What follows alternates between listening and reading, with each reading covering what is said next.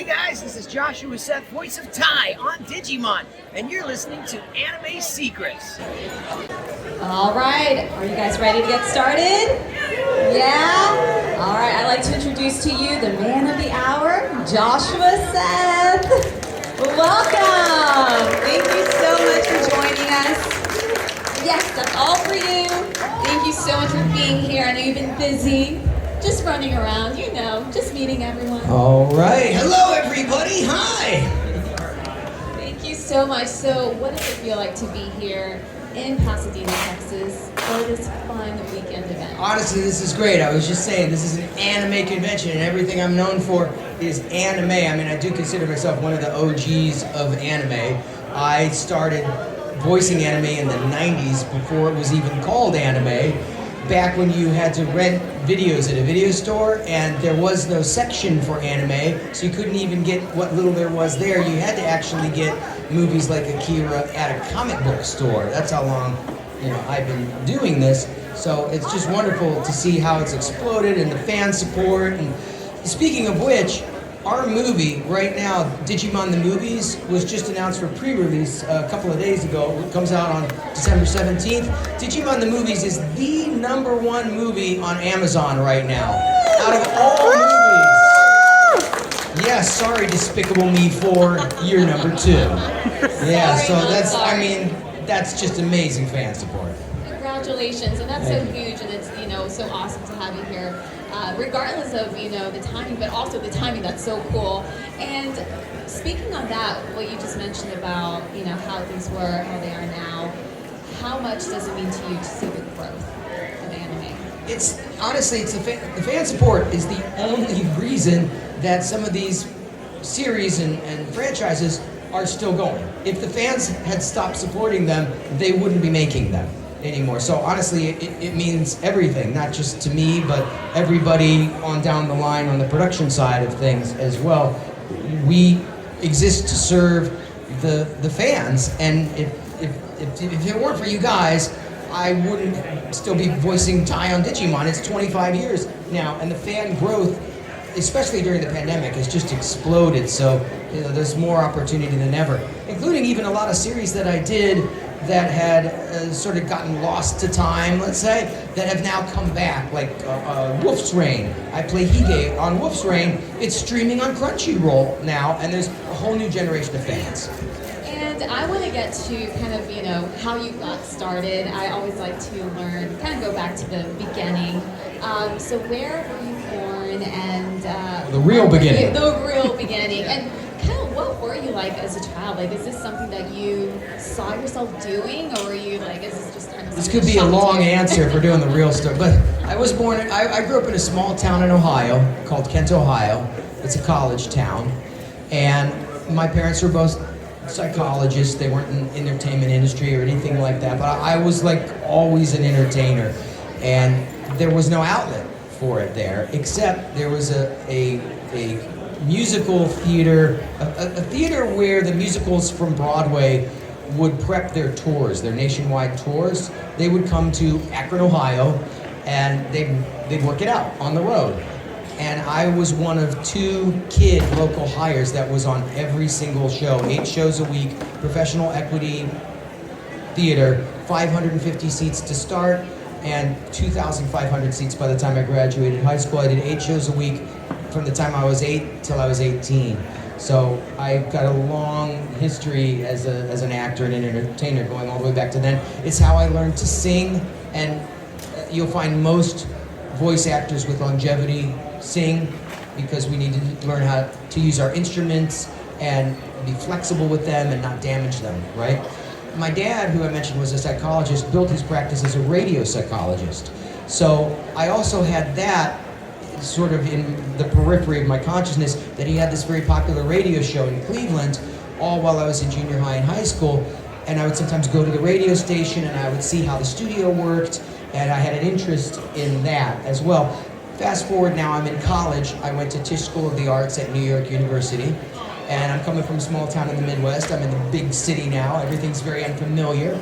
And so I went to the radio station and had a radio show because I kind of knew what I was doing there. WNYU, New York City, 50,000 watts going out to 3 states. That's so good. While I was there, I saw a movie at a local like art house movie theater, and it was the original theatrical run of Akira. It was the first anime I ever saw. It was the first anime American audience, for the most part, had ever seen.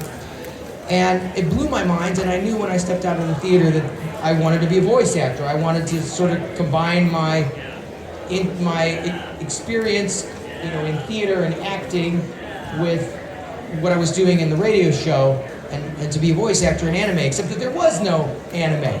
So I used the radio show to create a demo reel, sent it out to agents in LA, got one.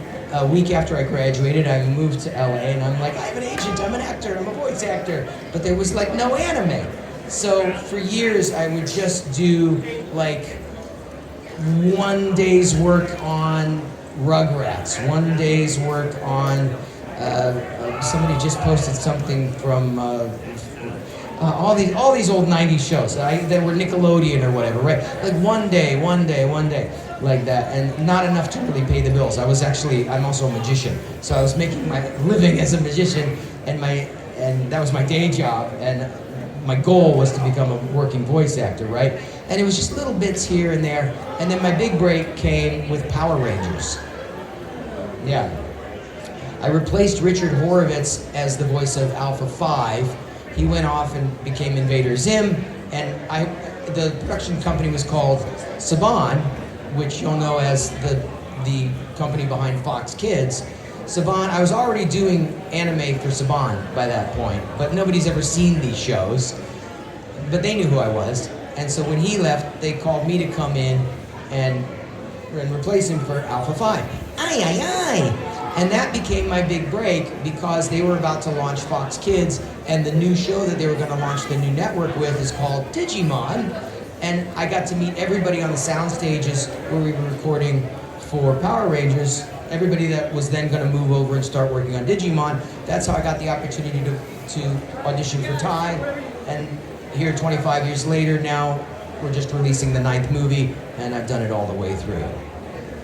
Congratulations. I told you it was a long story. No, I love it. I know everyone's here. I have chills. It's so cool. And voiceover, I knew this before I got here, but just listening to y'all's stories and everything, I mean, it's not easy, right? People think, oh, you read, okay. But, I mean, you have to connect, you have to bring it to life. So what have you learned throughout your career? Something that you can maybe give the advice to others who are perhaps interested in that? That's a very good question. I kind of do think it's easy. If there's a big caveat here, and this also relates to the advice. If you're an interesting person when you communicate normally, if you're a person where others lean in when you're telling a story, right? If there's music to your words, if you're an interesting person and you lead an interesting life, that lends itself to voicing an interesting character. If you don't talk in real life, or if you pick up a book and you read a story out loud and it's all in a monotone, it's going to be the same thing in the studio, right? It's much easier as a voice actor to bring that character off the page to life if you in your own life are interesting, right? So that is my advice, is get outside your comfort zone, talk to people, read things out loud, record yourself, say, is this somebody I would want to listen to, right? And if the answer is yes, like, that's the biggest hurdle, honestly, to being a voice actor, is to have that in you already. So true. And also, we have been announcing that we will have questions. You guys will be able to ask questions. So feel free to line up. You can start lining up now. We're going to just start lining up in this corner. Wait, before we do that, I want to take something. I just lived through a hurricane, like directly. Yeah, and I almost didn't get here, and I want to film a thank you to my neighbor. All right, so wait a second. How do I do this? Is it a new phone? Yeah, okay. So I live in St. Petersburg, Florida. Right here. Hang on, let's just do it like this. Okay, all right. So I almost didn't get here to this convention because I live in St. Petersburg, Florida. Hurricane Helene came through, and I lost all my cars. They're all flooded out. I had no way to get to the airport yesterday, except a very kind neighbor of mine drove me. It took almost 2 hours to go less than 10 miles to get to the airport for all of you. So can you guys all say thank you to my neighbor?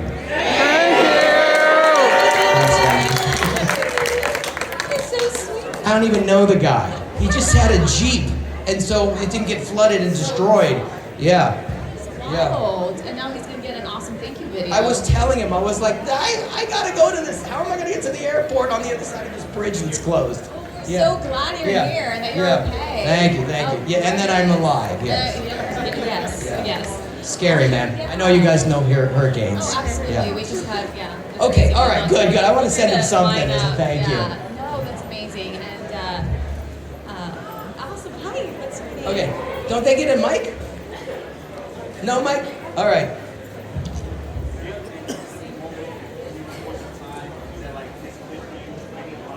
Yeah. This is the character? Yeah, okay. So the question is, was there any sort of a line or a moment where the character of Ty in Digimon really clicked for me? It was when I read for the audition. So when you get an audition, in the old days, now it's all like online, right? In the old days, you go in the studio and there'd be a pile of sides. It's not really from a script, it's a drawing or a picture of the character's name, a short description like of who this person is in that story, and then maybe a line, maybe a paragraph. Not too much, it's all on one page. So I look through all of them and I'm seeing all these little monsters and things. I don't know it's gonna be a big show. Nobody knew, right? But he was in a stance that is one of those famous images of Ty. On that side, Ty looked like this, right? In that fighting stance. And then, so I put, as an actor, I put my body in that stance now. I'm feeling like this, right? Like that. And then in the backstory, it's describing him, he's like he's 10 or something, like a 10-year-old boy who's like a normal kid. And then all of a sudden, this sort of magical thing comes out of the sky and literally like into his hands, and then he has these powers, and it's an awesome responsibility, and he's got a group of friends that they have to battle the forces of evil and bring balance to the world. You got to remember when this was, okay? At the time, like the biggest book out was the original Harry Potter book. That was the only Harry Potter that was out.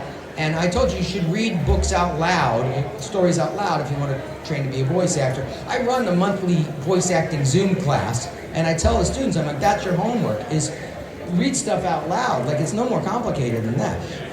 So I had been reading Harry Potter book out loud and doing all the voices, and I'm like, well, that's basically Harry Potter himself, right? Same age, it's instead of a wand, Hagrid flying out of the sky and dropping a wand into his hand. It's a digivice, battling forces of evil, bringing balance to the world, group of friends. It's the same thing. So I just did the voice that I had already been practicing on my own as Harry Potter and dropped the accent and did my own voice, right? So, let's digivolve. Let's digivolve. Let's go. Like that, and boom, it just instantly came to me like that. Yeah. That's a little inside baseball for you. Something also that you mentioned was how nowadays with social media, YouTube, people can go on there. How do you feel about that? About people, using social media to practice or to learn or to watch videos? Also great. When I went to film school, it was because we didn't have movie studios in our pockets like that. I have one for each ear. Yeah. Just in case. Yeah. No. It's my burner. Yeah. Is this like, yeah, DoorDash? Hey, hold this for me. Yeah, DoorDash? Hold on, yes. All right, prep him for surgery. Okay, sure. Can you hold the mayo on that? Perfect. I'll be right back. Sure. Put him on under anesthetic. I'll be there in a minute. So you can be much more efficient. You should call like Pizza Hut and Domino's. Yeah, at the same time. Combine them. Yeah. What was I saying? Yeah, okay, so social media. You don't have to go to film school anymore. You can learn so much on YouTube. on TikTok even, surprisingly.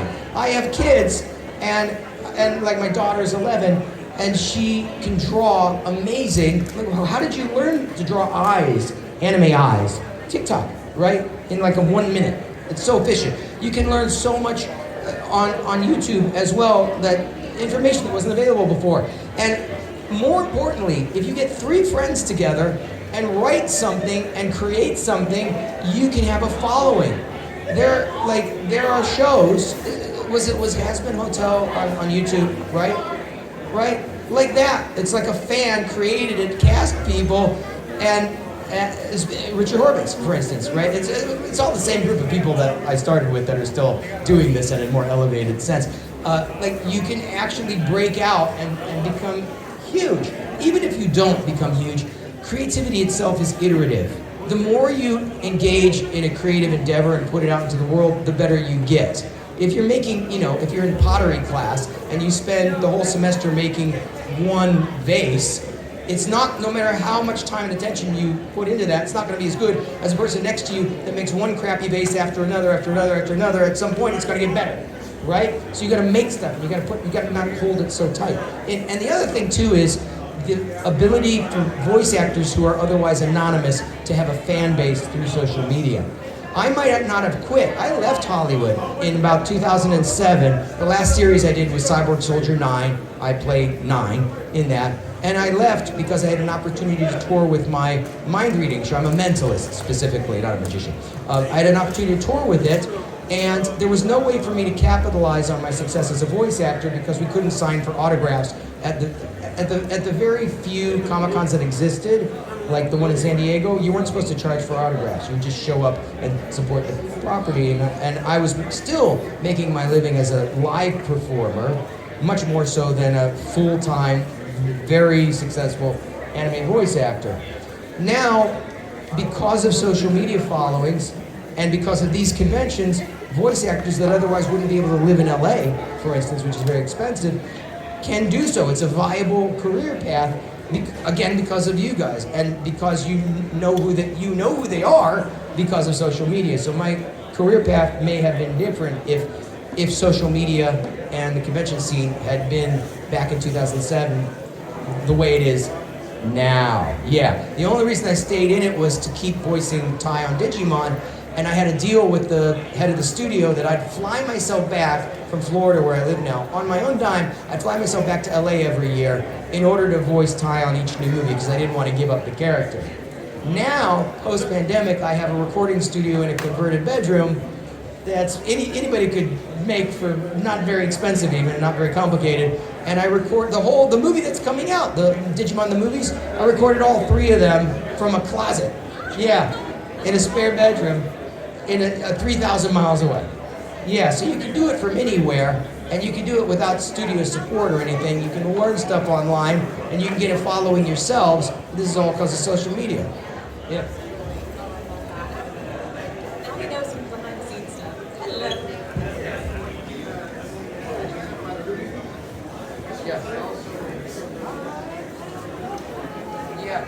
Yeah, he reads out loud and journals it, which is a good idea too, because you can keep track of your progress and your insights.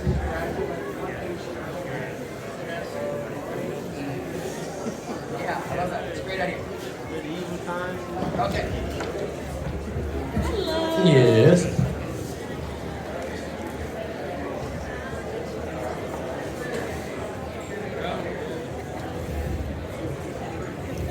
Are we private contractors or employees? I'd say we're more akin to private contractors because it's like sessions for hire. So technically, they could replace any of us at any time for no cause. That's the other reason that the social media following is important, because they're less likely to do that if thousands or hundreds of thousands of fans go no way, right? It's almost like a bargaining chip, right? With some security. Because the contract is per recording session. Yeah, interesting question. Good question. And do you have like I don't know, maybe a favorite line that you've recorded, something that maybe people throw at you? Or I mean, every character for every show that I've done has a famous line or a famous catchphrase. So I'm also Tetsuo in Akira. If you have not watched Akira, you cannot call yourself a true anime fan. That's right, you guys. Especially because, yeah, hold that show everybody around. So that's my character. I'm Tetsuo in Akira. It's only really two people. It's me as Tetsuo and Johnny Young Bosch as Kaneda. Wonderful human being, wonderful voice actor. He and I co-starred in almost everything that I've ever done. But he just kept going in his career. So the meme from that one is probably the most famous line now. The meme on TikTok is my character Tetsuo from Akira saying, "Leave me alone! Bing! Ah!" Like that. That would be it. So good. And also, you've met a lot of people here, you keep meeting them, but what's something that perhaps motivates you or that gets you just so excited when you come to, events such as these? The kids whose parents are fans, grew up as fans of Digimon, and are introducing their little kids. So, like somebody just came and had a Thai Funko Pop sign, and his little daughter was there, and now she has a connection to it. Her name was Sally. And I was like, "Sally, Digiball!" And she laughs, and she goes, "You're not Sally, I'm Sally." Because, but now she'll grow up in the next generation. Yeah, exactly. We pass this on. It's not just, doesn't become just nostalgia for us, but yeah, for the next generation too. How do your kids feel about it? I know you mentioned you have kids, right? I do. Tiger is 13 and Nikita is 11. And Nikita is actually a voice actor in her own right now. She has a really good agent out in Los Angeles. She's been auditioning for better stuff than I have been. And she's very cute, sweet voice, like if Tara Strong were 11 years old. Like that's what she sounds like in my head. Yeah, she's got that little cute ooh voice. And it's just a natural. She'll be on a series coming up that I can't announce yet, but like it's a big series. That's her first one, so I'm very proud of her. Good job, Dad. That's Nikita Seth, yes. And then Tiger Seth. Tiger is an electronic musician. Both my kids go to performing arts school, is how this works. So Tiger doesn't have the performing gene. He is a musician. They're a different breed. He does not talk a lot. He puts headphones on. He composes he's a drummer and plays some other instruments, but he composes everything using Ableton Live, a launch pad, and MIDI instruments like a mini keyboard and guitar and stuff like that. I'm telling you, if you stream his music, come by my booth later or tomorrow, tell me what you think. If you like electronic music, look up Tiger like a Tiger, Tiger Seth, on any streaming platform, Spotify, Apple Music, any of this. All I did was put it out. This is 100% his music. If there's any lyrics being sung, that's Nikita on those. And he wants to be a music producer for video games when he grows up. Yeah. So kind of keeping it in the family. I guess, yeah. Did you have a say in that, or was it just something that they were like, what? I just feel it's our role as parents to expose our children to whatever they're interested to, and give them the opportunity to explore the interest, let's say, and then support them. Like when he was interested in skateboarding, I reluctantly explored that because I did not want him to break limbs. I just insisted that he wore pads. Now he rock climbs. He's a rock climber every day after school. I went to pick him up last week, and there's an ambulance. One of the kids on his rock climbing team fell and broke his arm. So I'm not crazy about that, but I support his interests, right? And you don't know what you don't know, right? So if we don't expose, I don't know how many of you are parents, but if we don't allow our kids to explore their interests, they'll never know if it was something that they could have taken further. And if they do then find they have a passion for something, our next job is to support that, right? As my own parents, and especially my mother, supported me in theater, driving me, I think back now, she had to drive me to 8 shows a week after school. That's a commitment for 10 years, or 8 years, then the last 2 I was able to drive myself, right? But look how it's paid off, yeah. After a hurricane, you're here. That too, yes, yeah. Thank you so much. And also, one last question. Unless if someone has any questions, please. Oh, we have one. I won't steal it. Yeah, I know this guy. Let's go. So, how is the Digimon fandom, from your perspective, as someone who's been there from like the beginning, how has it evolved how has the Digimon fandom evolved? I'll tell you how it evolved. You guys grew up. So this is a perfect one to end on beyond your question, because the original Digimon movie that everybody remembers, like, hey now, you're a rock star, right? All that stuff, yeah. That great soundtrack and all that. The original Digimon, the movie that came out probably 2001, right? That was 3 mini movies in Japan. Those mini movies are totally different. The music is different. The tone, the emotional tone of it is different. The script is different. Even some of the characters are different. And they're 3 not connected movies. When they turned them into one movie for Digimon the movie, they were considering that the Digimon fan base were like a bunch of 10-year-olds, mostly, right? Saturday morning kids, after-school cartoon kids. So they toned it down, they joked it up. They made it funny and silly, and they really changed it. And I think very much for the better. I mean, it was part of writing the jokes, although most of it was the director, Jeff Nimoy. But we wanted to accommodate that fan base at the age that they are. Fast forward a decade to when we're starting to work on the Digimon Tri movies, which there are 6 movies and Tri means 3, so explain that, I don't know. But now it's like 2015-ish, and those Digimon Tri movies are starting to come out. Very violent, right? The music is almost like metal, right? Butterfly and all that. Electric guitars, and it's not ska music and jokey anymore. It's, come on, let's fight, let's save the world, right? At the beginning, it was like, love, oh no, did we send that email, right? And then later on, it's, come on, let's fight, let's go, because you guys are now older. And so the characters evolve. Unlike some anime of the time, Pokemon, where nothing ever evolves, nobody ever changes, nobody ever learns a lesson, right? There's no growth.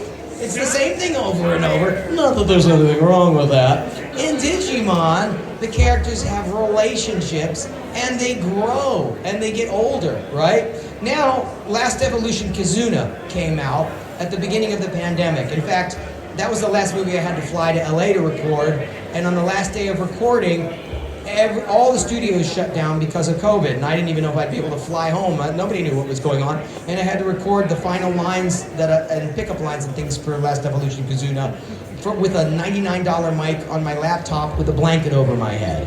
And you can't tell because the engineers are so good.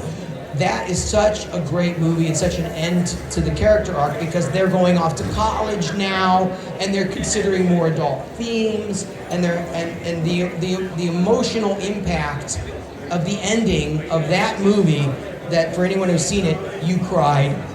That's the objective, right? It's about letting go of childhood things and becoming an adult. Name me another anime that has gone through a character arc over the course of 20 or 25 years like that I'm privileged to voice, that it grew up because you guys grew up. Yeah. Such a good answer. Thank you so much. And if people want to stay in touch with you, are you on Instagram? Are you on TikTok? I am on TikTok. That's my biggest following, actually, yeah. Just look up Joshua Seth on your favorite social media platform, or stop by my booth. I got a QR code with all the links on my link tree. I'll be posting videos from this con for like the next week or so. Yeah, I love to stay in touch with all of you. And I know they're going to be shutting down the autograph tables pretty soon here for the rest of the day. But I'll be over there, and I'm happy to answer questions, give you the links, sign autographs or whatever for another 10 or 15 minutes till we shut down. You're awesome. It's just Joshua Seth on anything, yeah. Joshua Seth, everyone. Thank you so much. Thank you, guys. Thank you.